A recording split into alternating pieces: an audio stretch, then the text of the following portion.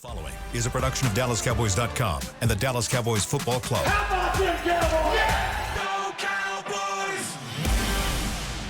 This is Cowboys StoryLine with Nick Eatman.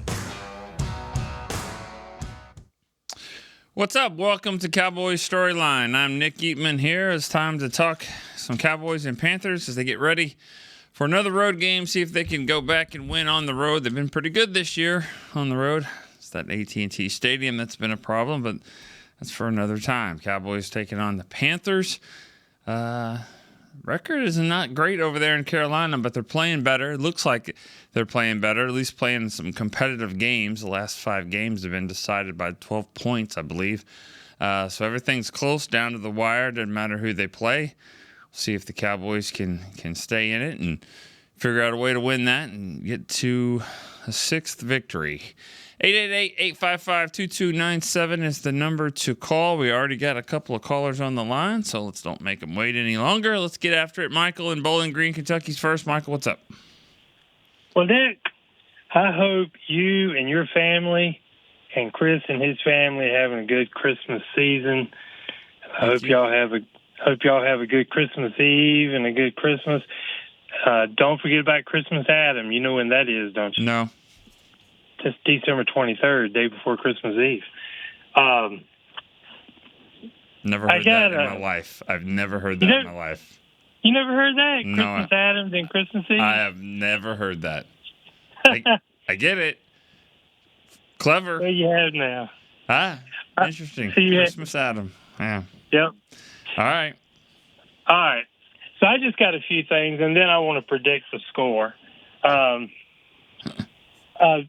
I heard a great philosopher, Jagger. He said you can't always get what you want. Okay. So right now we might not be getting what we want, but things never stay the same. So we're gonna get back.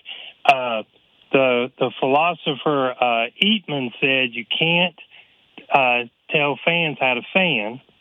And the philosopher Prescott said, if you don't like the way it's going, just jump off.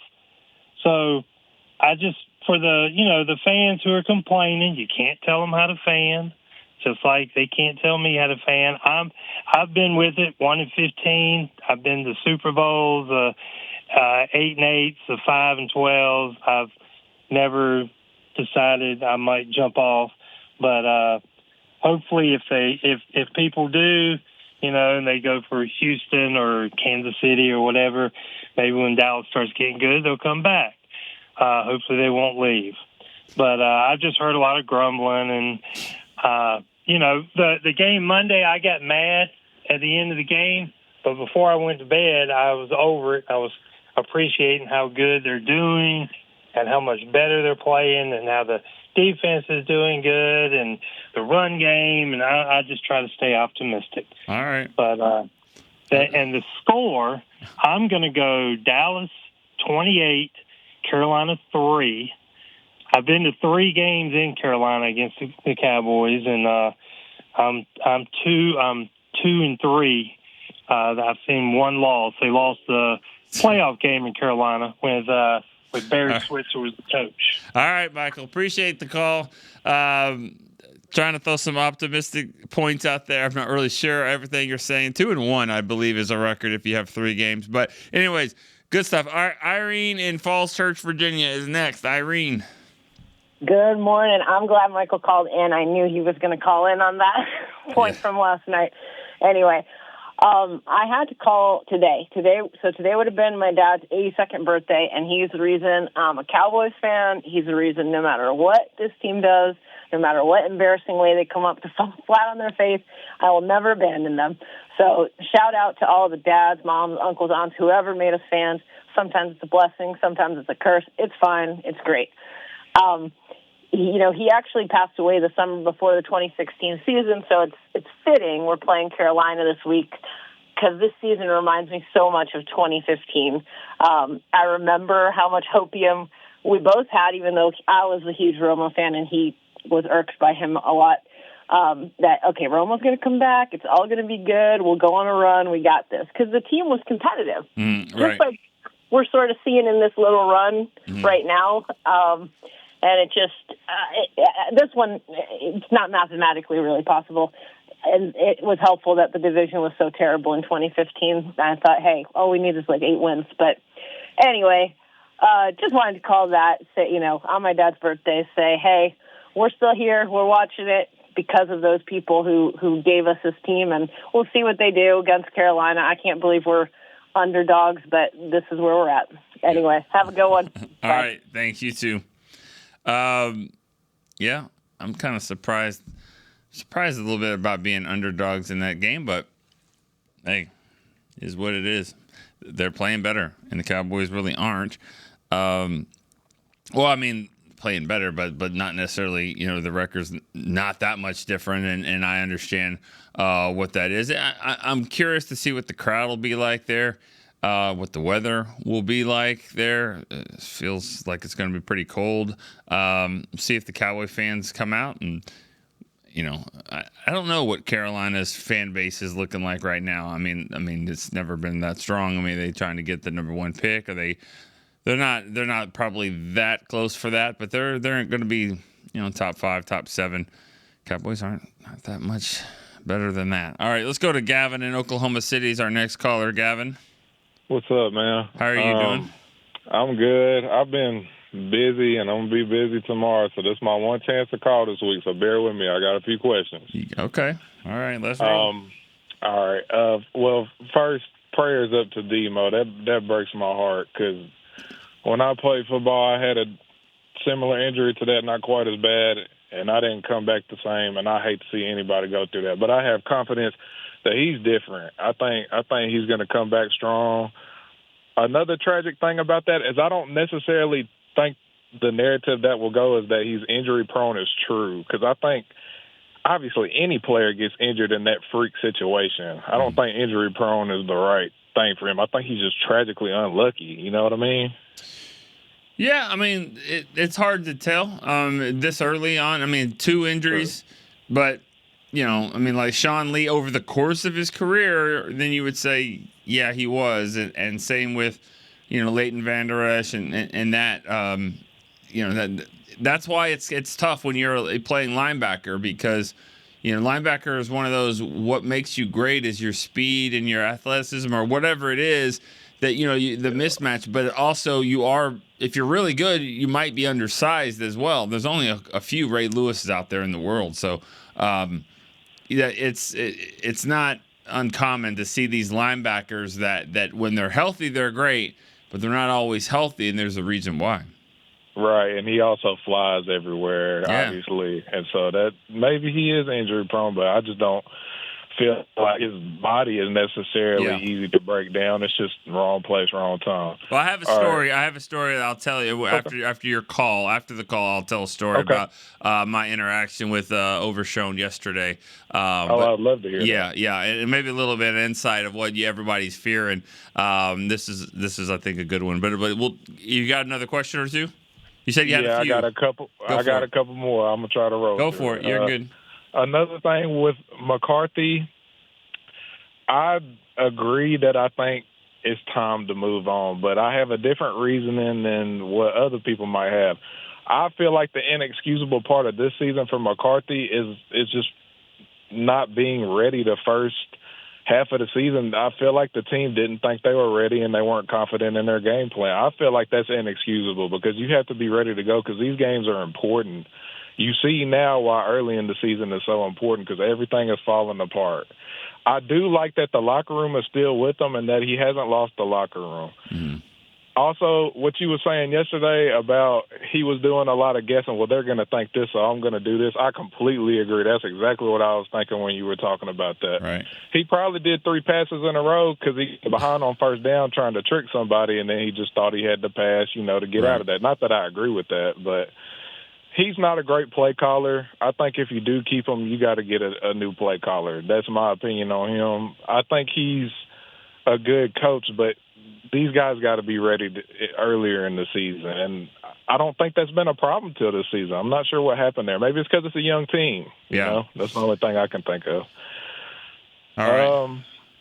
My last little thing is Cooper Rush. I think the one thing you thought Cooper Rush would do better than Dak is get the ball down the field, or that's what I thought. Mm-hmm. And I know he's got a backup offensive line. I understand that.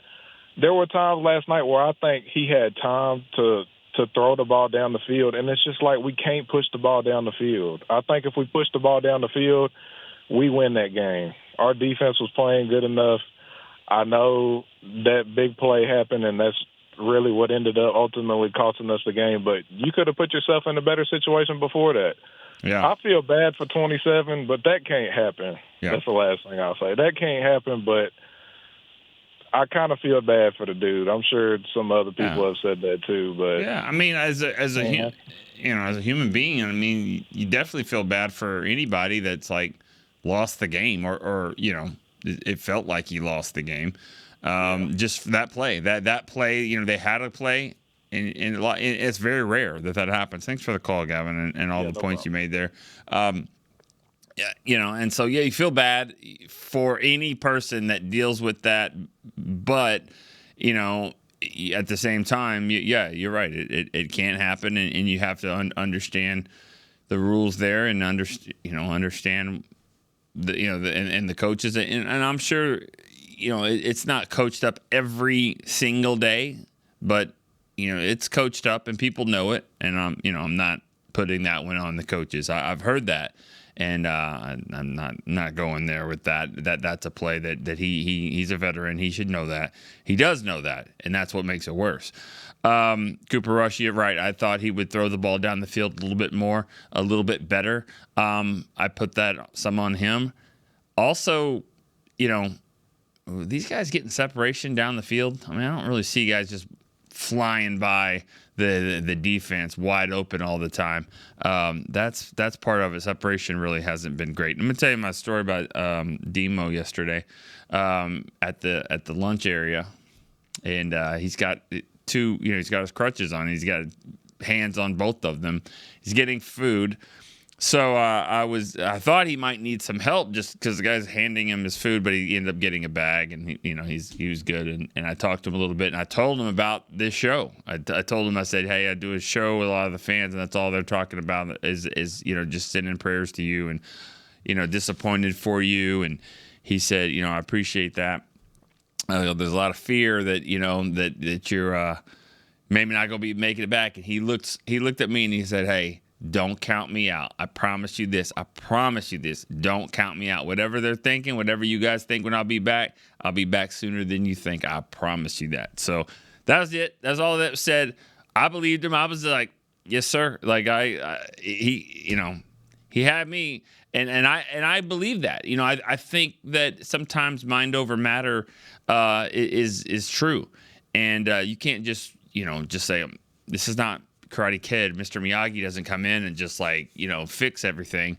It'd be cooler if he did, but I still think that the power of the mind is a strong thing, and I think that he will come back.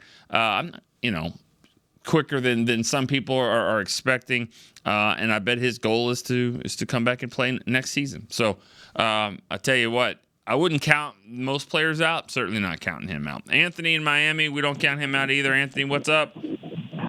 Nick the Quick, what's up, my guy? How you doing? I'm gonna be honest with you, man. I was having a pretty much after that game, which was gut wrenching, but the guys gave their all. But the demo, it hit me hard because, and that's a nice segue you just had. I had that injury in 1987. I tore 3 ligaments in my knee, ACL. Can't know if it was the MCL, PCL, or LCL. So I thought before I heard you say that, and I'm glad I was messing up earlier because I'm on the road and I was going through a wooded area and I had to call back. So to hear that, I don't feel as bad. Yeah. Because you're looking at that guy. I don't know him. You guys see him. I don't know his, I just his football antics on the field and all that, and the positivity and the jumping around and all that.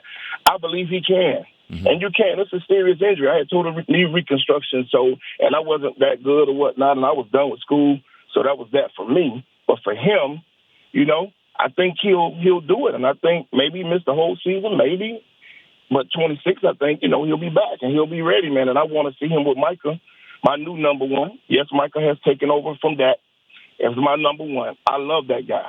I support Dak still. I supported him since he's been in the league. He was my favorite. I defended him on every end. But Micah, man, his passion for the game, and people will say, well, you could say all that, but he didn't get anything. He wasn't no statistics.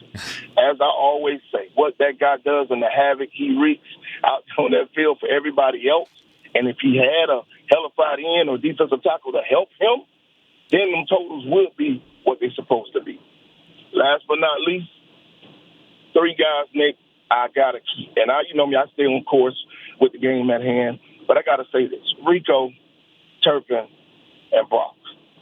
I am super impressed with them guys. And I know they're some kind of free agents, some kind of way or whatever. I just need them guys back. I need them guys to help the Cowboys. This week, I hope the Cowboys mentally are ready. So I got a 23-19. Go Cowboys. All right. Thank you, Nick. All right, Anthony. Appreciate it. Yeah, I think going back to Demo and that sucks that you had that same injury and you can relate and it's different. I would think it's a lot different, for especially that was a long time ago, but also depends on your resources too. There's a lot of people that have injuries like that. I've heard people say they play pickup basketball and they get hurt and all that. They don't have a team dedicated to getting them ready. Knocking on their door saying, "Hey, let's go 8 o'clock in the morning. Let's do the rehab. Let's go." It's different. I mean, this is their job to get these guys back, and so rehabs are different across the board. And players in positions are different too. Even NFL players, what it takes to get a Terrence Steele back and get Michael Gallup back, get Demo back. Little bit different in timetables, but he's done it. He's done it before. This might be a little bit, more challenging, but I don't think he's ready to say 2026 at all. And that's not the vibe that I got yesterday. I mean, I thought the vibe that he was saying was, I'll be back. I'll be back ready to play. And I think his goal is for next year. So, and from what I was told, he was already talking to Britt Brown about that. Walking off the field, like, still to the life of me can't understand why he can't get a cart, why he's got to walk all the way. But whatever. And he was already talking about the rehab and let's go. It looks like we're going to do this again. So, his mindset is just unbelievable. It's really, really refreshing. And even in situations like that, I believe this. The people, the fans that are down and discouraged by this are feeling worse than he is about the own situation. That's just kind of the way it is, and that's why I think he'll be back sooner than we think. Sebastian and Savannah, let's go to Sebastian next. Good morning, Mr. Eben. How are we doing today? Great. How are you? I'm doing real good. Just driving home. All right. Well, in the words of Brian Broaddus, the NFL is a strange lady, and this has been quite the season. But before I get into the football side, I just want to say, man, as always, I appreciate this show and the platform that you have so much. It's been so cool hearing some of the old guys call in and so many new voices this year. Yeah. I've really just enjoyed this show, guys. And everybody who calls in, I appreciate you guys as well. To the football side of things, and I want to say his name correct, Amani Oruwariye, I believe. Yeah. Yep. He honestly was trying to catch the ball and protect himself. There was a guy standing right in front of him, and you can see him duck forward as he's trying to catch the ball to drop to the ground. So he wasn't being, selfish and trying to run it in. It's just an oblong-shaped ball, and sometimes it takes a weird bounce. But something that a lot of people won't admit about that game is that might have been Mike McCarthy's best called game of the season. You had 31 passes. Now, I might have taken 2 of those passes and given those to the running back and seeing if he could have got a couple more yards on that, especially that first one. But the one knock that I might give him is that he doesn't dumb down the playbook when Cooper rushes in the game. He's calling plays that I feel like are plays that are better for Dak Prescott to run than for Cooper Restaurant. He is a backup quarterback, and he played like a backup quarterback. He was okay. He had 2 touchdowns. He had 1 interception. But that game by Mike was actually pretty well called. They had motion that we've been asking about since the beginning of time that worked. We were getting guys wide open. We were having, miscues from the quarterback and the receivers and the tight ends, but it wasn't on the receivers. The quarterback just doesn't have the arm talent for it. But I very much did enjoy that game. As far as the upcoming game, I've done the scouting report on North Carolina. They're playing better, but they're just looking better and still losing. So it's still a game that's winnable. Who knows how the rest of the season is going to play out? But it's been an entertaining season, even for all the mishaps that we have. And of course, in DeMarvin Overshown's case, I hope for a miraculous healing, and I hope that he can get back in his timetable. Because I know he's going to work and do everything that he has to. Oh, my God, I left my keys in the warehouse. But I got to go. I left my keys in my warehouse. Thank you so much. You have a great day. All right, thank you. That call that that he just made, I mean, it's kind of like, it reminds me of McCarthy's game that he was praising. Great job, McCarthy, did this, but maybe he could have done this and this different. It's the same with you, Sebastian. You're doing great, you're driving and all that, and then you left your keys in the warehouse. It's always something. It's always something that keeps it from being perfect. I'm sure everything will be fine there. Hope you find those keys. I don't know if I agree with the great call. I thought there were some good things. The ironic part of it all is what have we been saying so many times here? Start the game better. Start the game. Go score a touchdown to start the game. Or come out of the locker room in the third quarter and score a touchdown. And they did both. They scored to start the game, touchdown. They come out in the third quarter, touchdown. And that was it. That was the only touchdowns they had. But so... I thought there were some nice things in there. There were some things I think we all, agree that they could have done a little bit better. Let me go to break here on Cowboys Storyline. I'll be right back to answer more calls. Cowboys fans, when it comes to navigating the ever-changing world of tax, your business needs a partner it can trust to tackle even your biggest tax challenges. Ryan is the largest firm in the world dedicated exclusively to business taxes. Our team of tax professionals has local expertise in all areas of tax and can help you uncover savings opportunities you didn't know you had. Learn more about how Ryan can improve your overall corporate tax performance by visiting Ryan.com. Ryan, the official tax partner of the Dallas Cowboys. Hey y'all, Matt Pittman of Meat Church here. With football season kicking off, I'm already gearing up to bring the smoker back to AT&T Stadium for some epic tailgates. But with that Texas heat, it's crucial to keep my beer hand cramping cold. That's where Yeti's insulated Colster can cooler comes in clutch. This year, you can even get them with the iconic star engraved on the side. Licensed Yeti Cowboys gear is now available at Stadium Pro Shops, concessions, and on Yeti.com. Check it out today. Yeti, official cooler and drinkware of the Dallas Cowboys. We got big personalities. We got big hair, big belt buckles. We got fans all across this big state and enemies in every other one. We even got a big star on the 50-yard line. Smirnoff knows football is a we thing, an experience that is best enjoyed together. With good drinks and good folks home or away, we rally together. We cry together. And we always rally cry together because, most of all, we got big love for them boys. Smirnoff, we do game days. Please drink responsibly. Back to Cowboys Storyline. Santa at the Star, presented by Monument Realty, is here through December 24th. For more information and to book your visit, head to stardistrict.com/Santa. All right, we've got another call from Georgia. Zach is on the line in Atlanta. Zach, what's up? Hey, what's up, Nick? How are you? Great. How are you doing?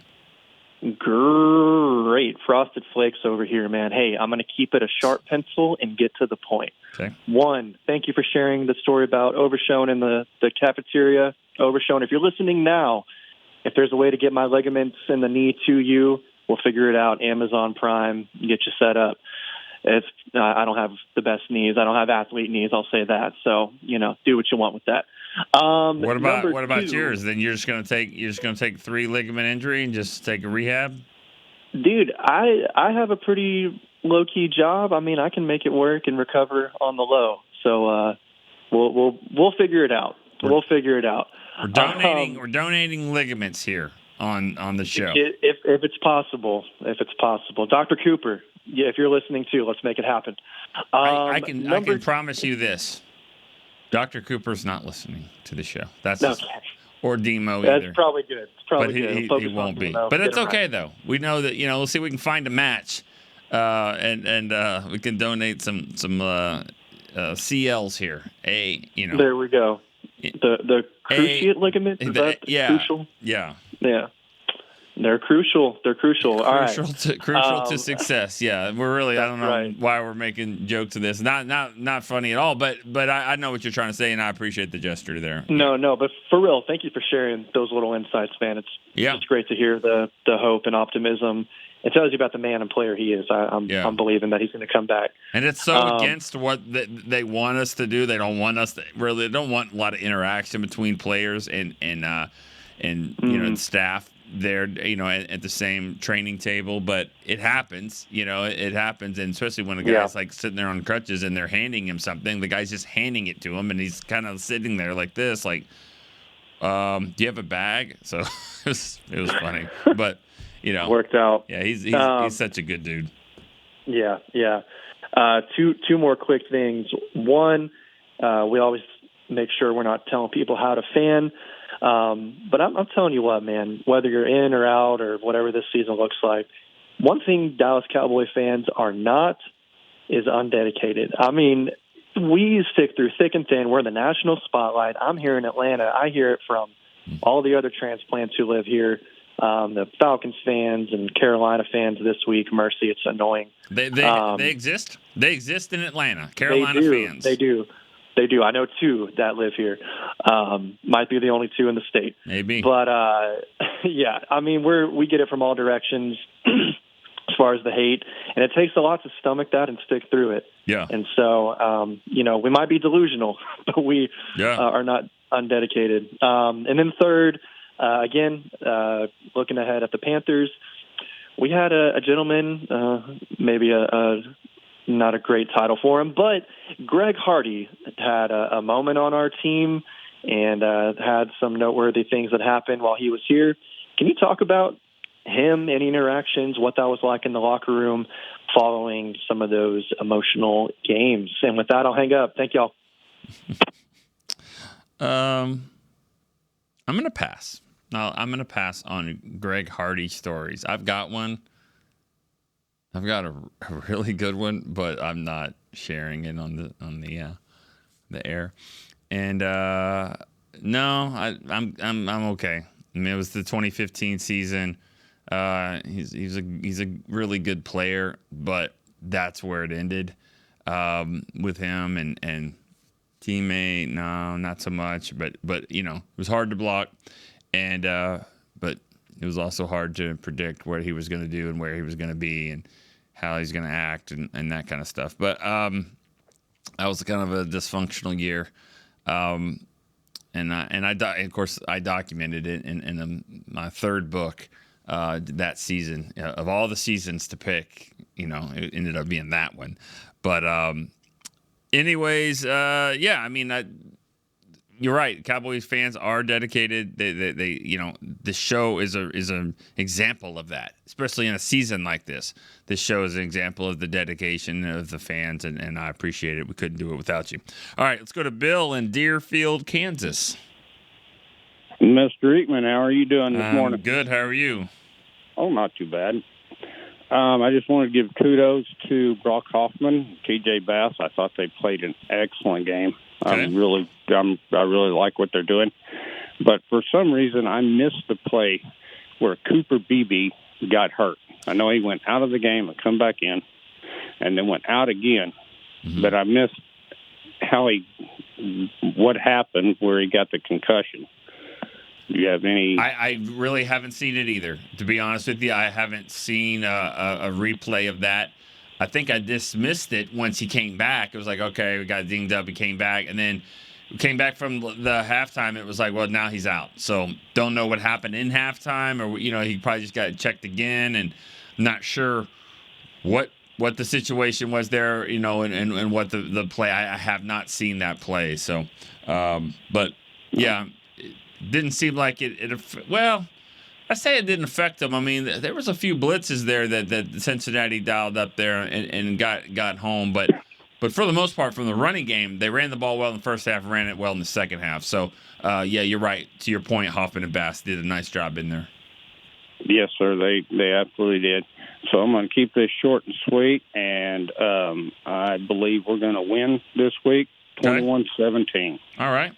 Appreciate it. Well, hoping that they do win. But it'll be one of those where I think they've got to match the intent. I mean, that's in every game, but they got to match intensity here because it does feel like Carolina's playing. They're playing to win. They're getting close. They're getting close. They've lost 3 in a row, but you know that they're playing well, and it's a little different too when you've got a young quarterback that is in a second year. Earlier in the season, there was a lot of doubt. Like, is he even the guy? And Bryce Young, I'm talking about, it feels like, okay, now he's back. His stats are getting better, looking better. This is the future. And so it's something to get excited about for them. They want to see him have success. So I feel like they probably think, hey, we're getting closer. We're going to beat these Cowboys this week. We definitely can beat them. We can play like this against the Chiefs, against the Eagles. We can definitely beat the Cowboys. So I guarantee that's the mindset. That's the focus. Try to go out there, win it. And, Cowboys have to match that. Just like it is every week. You got to go out there and match that intensity. Let's go to Rob in Vegas. Rob, what's up, man? Hey, Nick, how are you? Good. How are you? It's a bad day to be a Cowboys fan, Nick. Bad day or year? Bad day. Bad year, but really a bad day. Bill Belichick is not going to be the head coach of the Dallas Cowboys, and I think that was the guy they needed to fix this team. And now I have Stephen Jones already lying to the fans for next year, saying, we're probably not going to have any money. Things are going to be tight. And yet we know that's not true. We know you can make moves and free up $90 to $100 million. Why would you add that on top of this terrible year? Why are you already putting that out there for next year? Why would he do that? Because I'm sure he got asked the question, or I don't know. I don't remember seeing this, but that's been the reality for the whole time. Is that we've all said it on here. It's bad this year. It's worse next year. That's the reality. But it's not. But Nick, that's a lie. It's not. It's not. They could redo contracts and free up $90 to $100 million. That is a fact. You could sell your house right now and get a lot of money for it, but you still have to do something with that. I mean, like you can anybody can get money. But wait a second. If you have the ability to free up money like that, A, why wouldn't you? And B, we know this. There's the internet. We have Dylan, who is great at this. And it's like, why would you put that out there with 4 games to go this year? Why would you put that out there for the fans to say, what are you talking about? We know that's not true. All right, we're going to do this. We'll do this. How are they freeing up money? How are they freeing? I mean, like, what are those moves you're talking about that you can free $90 million? Like freeing up the money for the cap. Already doing with Dak, because they're built in, the 8 years. With Dak and CD, I think that frees up like $40 million. I could be wrong. I know Dylan is better at it, but I know we've gone over this so many times, and I've watched it from other people on TV. They have the ability to free up between 90 and 100 million. Right. And so I just don't understand why you would come out and say, I don't know. Now, is this a strategy against Micah already? Is this Micah, we just may not have the money? Is that what he's already trying to do to the best player on your team, one of the best players in the league, who was patient, who waited for Dak, waited for CD? What do you want to do? You're going to force this guy to sit out now? I mean, I just don't understand, after this year being so bad, that you already are putting a bad taste in our mouth for next year. And that's the problem. What the business model of this team is awful. I hear how good of a businessman Jerry Jones is, but not with the Dallas Cowboys. For 30 years, you've been unsuccessful. Yeah, but Rob, let me tell you something. You what you're saying is freeing up this money. It's not freeing it up. It's pushing. It's pushing. That's what. It doesn't matter. It doesn't matter. How? If you have who cares 4 years from now? If you have the ability. This is 4 years from now. They did it 4 years ago. No. This is 4 years from now. They pushed it to now. And now you want to keep doing the same thing, and you want to blame the model. But this is what it is. The model's been bad. You go in, chips all, and I love how chips are all in the middle of the table. Well, do it. Go win. If you get me a Super Bowl next year and then we're not as good for 3 years, every fan on earth would say, okay, because we haven't done anything for 30 years. Yeah, they've done that, Rob. They did that. They pushed it in. Unsuccessful. They pushed the chips in to win the last 3 years. But they lost in the playoffs. They lost. Nick, you keep doing it. Jerry's an oil man. You keep drilling the well. Oh, this one don't work. I move over here.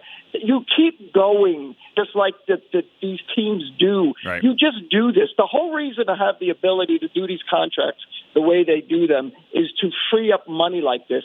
And if you're not going to use it, you're wasting our time. What are you doing? You don't take the money with you. Let's go. The whole reason you did some of these deals was to free up money. It's available. We know it's available. Okay. Don't lie to us and tell us it's not. I disagree. I don't think it does. I don't think it is. And I think that they have pushed Wait, you don't think they could free up 90 to 100? Yes, I think they could free up 90 to 100 million, but okay, so they also have 23. Okay. All right, Rob. Thanks. You're right. They could free up 90 million. They could. But you also have 24 unrestricted free agents, though. So you have to. I mean, you can free up money, but you also have to field a roster. You have to field a roster, and that's what they're trying to. I'm not sitting here and saying that every move that they've done is right, but this is a plan that all teams are doing. Teams are doing this. I think what everybody is forgetting about the term all in is that they think that Jerry was thinking this year is we're playing poker and I'm going all in. What he said, and I've said this 100 times, but what he has said was we are all in. Okay, it's just not one of those quick poker games. This is what they've been playing for, and this has been a 3-year poker game. All right, and this year is the river card. This year they've been pushing. And this year, because they've been doing it, this is it. This is when we need the ace. What happened? They didn't get it. It's been like a 2 of clubs. Okay, and that's what it's been. The injuries, whatever, are some of it, but they have been pushing to this point. This is it. The coach is the last year of his deal. Dak was on the last year. CD, Zimmer, all of this. It's all pushed to right here. It's got to happen. We've been doing it for 2 or 3 years now. It's got to happen. The Cowboys have been doing this. They've been pushing it in to go win. They were 12-5 3 years in a row. They did not win. They got close. They were very competitive, but it didn't work. So the window to go win was these last 3 years and maybe some of this year. It just didn't work. So I don't think Steven's sitting there and lying to you and saying, I think if Steven went out and said, hey, next year we're going to have all these opportunities, we're excited about it, he's being realistic about it. Next year is even more of a challenge than this year. You cannot keep pushing. You can't keep taking out loans all the time and then just think, oh, it's fine. At some point, you got to pay it. At some point, the bill comes, and that's what this is. And I don't understand why people – I mean, I get why not everybody understands it, but that's just a philosophy that people use all the time. And when it comes to money and finances, you can't just keep pushing, and it's never going to come back. I'm going to go to break here real quick on Cowboys Storyline. Be right back. Discover Aiden, the official luggage partner of the Dallas Cowboys and Dallas Cowboys cheerleaders. Known for top-tier engineering and craftsmanship, Aiden offers more than just bags. Originating from Australia and designed in New York, it merges fashion, design, and culture. Used by Dallas Cowboys players, staff, and the entire organization, Aiden provides style and functionality for all travelers. Visit AidenTheBrand.com and use code AidenXCowboys for 25% off your purchase. Travel like your favorite stars with Aiden. Altec Lansing has been perfecting sound since 1927, bringing you decades of audio excellence to elevate your Dallas Cowboys tailgate ritual. Equip your next pregame with the Sound Rover 180 with 6 hours of playtime, built-in microphone, multicolor light modes, and a rugged exterior that's built to last. Visit alteclansing.com/Cowboys15 for 15% off your Sound Rover 180. That's ALTECLANSING.com/Cowboys15 for 15% off. Altec Lansing, official audio partner of the Dallas Cowboys.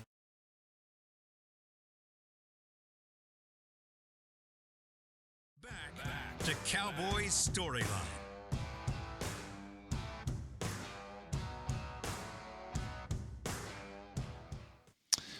The most electrifying event of the holiday season is here. Cowboys extravaganza powered by Reliant is back at the Star in Frisco every Friday and Saturday night through December 21st. Check it out. Go visit thestardistrict.com for more details. All right.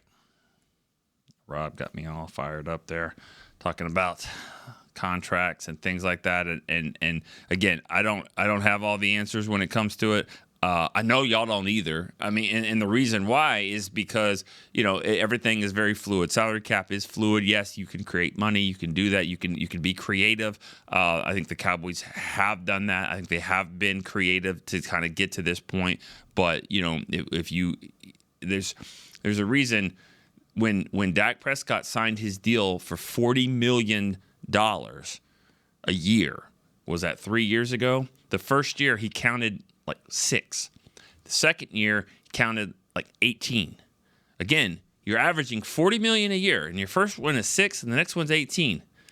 At some point, it's going to be 55 and 60 and all that, and that's what happened. That's why they kind of got into it, and then you re-signed him again. Now he's 60 a year. He's not counting $60 million this year, so yes, you can keep pushing, but if you keep pushing a deal, I mean, Philadelphia is doing the same thing right now with Jalen Hurts. I don't know, his deal is 55 or whatever. He's not counting 55, but in 3 years, he's going to count 98 million or whatever it is on the cap. They're obviously going to change that and push it, but when that happens, though, something else is going away. You can't keep doing that.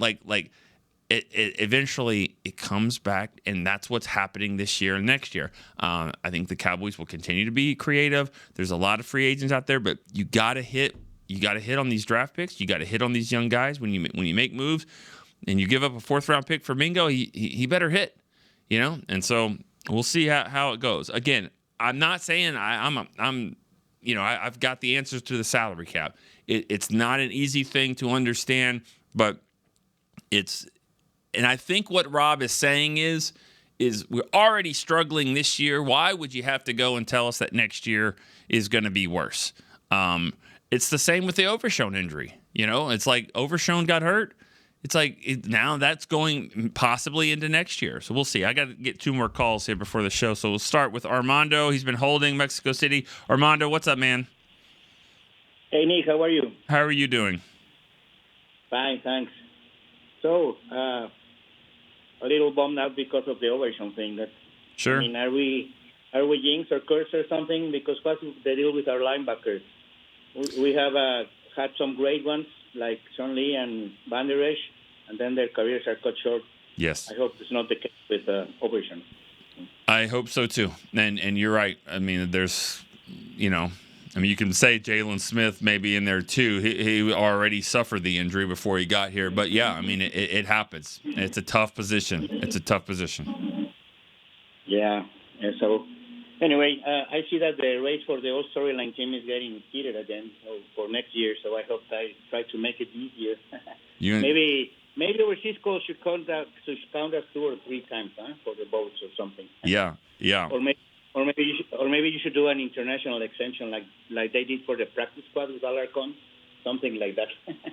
So I like that. We'll see. I like that. I like that a lot. And it's just like they did for Isaac, international exemption. Yeah, something like that. You're on to something there. I like it. You know what? it's harder for you guys to call than other people. The time difference, all that. Now, Mexico City is not that much difference of a time. I get that. But still, yeah, international exemption. Why not? You know what? I'm going to talk to the committee. Okay. Sounds good. I just did. So, and I like it. Okay. Yeah, we agree that it's pretty good. So. So great. So I have a better chance this year now. You got a chance. So you got a shot. Yeah. You still had one of the funniest. You still had one of the funniest lines ever, if I remember correctly. Isn't it you that had a girlfriend that's a 49er fan or whatever? Yeah, that was me. Exactly. Yeah, that was a good one. I remember that. It was a good line. Anyways, we gotta get rolling. You got a question?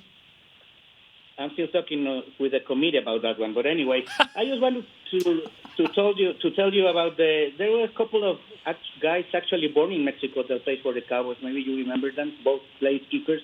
Efrain Herrera and Rafael Septien in the late 70s, early 80s. One of Septien actually made a Pro Bowl one year, so three. I wanted to. Huh? I think 3 Pro Bowls. To remember that. All right. Oh, really? I think so, but I'm not sure. Yeah. You okay? You have You have a question or anything? See you next time. All right, Armando. No, that was the comment. Well, thank you. See you next time. Thank you. I like it. I like the international exemption. That's good. Let's go. One more caller here. Erwin in Denver. Hey, Nick. What's going on? How are you? I'm doing good. How have you been? We're hanging in here. Yeah. Hey, listen, I just wanted to touch on a couple of things. I was listening to Rob. He gets a little emotional, doesn't he, about some things that we really have no control over. Yeah, that's why he's the captain, though. You know what? He's the captain, and he's going to be hard-pressed to be knocked off that spot this year because what he does is he brings the energy, and also a lot of people, they want to hear what Rob says, and they like what he says or they dislike it, whatever it is, but he's stirring up, he's stirring up people talking, good or bad, and that's a good thing always. That's for sure. He stirs the pot a little bit, but hey, I just wanted to ask you a question about something real quick. And I'll try to be as quick as I can, but I think the Cowboys kind of missed out on something a couple of years ago when Sean Payton was available, and I just kind of had this feeling, being from Denver here, it's been kind of I don't really follow the Broncos really at all, but I know they've been kind of a mess the last 8 years or so. Yeah, and I kind of had a feeling, when Sean Payton was available and they went all in and got this guy, and I know that the Saints wanted a lot for him, that he was going to turn things around, and he has done that here in Denver. I was telling my son, I was like, I just have this feeling that he's probably going to get the Broncos back in line, possibly be back in the Super Bowl before the Cowboys do again, and that's pretty damn sad. And I just wanted to get your thoughts on that. Well, but he hasn't. So I mean, like they're like what 8-5 or something like that with a rookie quarterback, and he's turned things around. But I'm just saying. You're talking about what's sad, or if he turns that around, and they haven't done that yet, so I don't know. I don't really comment on that kind of stuff until they have. I mean, it's been looking like Buffalo was going to make it to the Super Bowl for a long time now, and they're good, but they haven't done that yet. So I don't know. Sean Payton, Sean Payton is pretty much what McCarthy is, really. I mean, aren't they about the same? The record's about the same. They both won a Super Bowl with a Hall of Fame quarterback. They're kind of the same. That's true. They are kind of like the same. It just seems, and I don't know this because I'm just a fan, but it just seems like Peyton brings a little bit more, I don't even know if it's the right word, discipline on the sideline or not. I don't know, some consistency, holding people accountable. I've seen how he chewed out his quarterback one day. He didn't like what Bo Nix was doing, and he just kind of ripped into him. Got suspended for a year. I mean, he's got some things too. I like Sean. He was here for a little bit. But it's always been that way with Sean Payton, and I don't know why. It's the same with Jeff Fisher back in the day too. Everyone they like the attitude, they like what he brought and all that stuff. You look up, you see a lot of 8-8s. There's a lot of 8-8s there with him now. Won a Super Bowl, did it with Drew Brees, did a great job. But I'm just saying, he always gets a little bit more of a pass. I don't know why we're talking Denver, really. I know Erwin's from Denver. But, they've turned some things around. They're looking good. But, I mean, just look what McCarthy did. McCarthy turned things around the Cowboys, 3-12-5s. But yet now he's on the hot seat because it didn't get over the top. So let's see. He's taken a bad team. They were bad, and now they're in the playoff hunt. Let's not.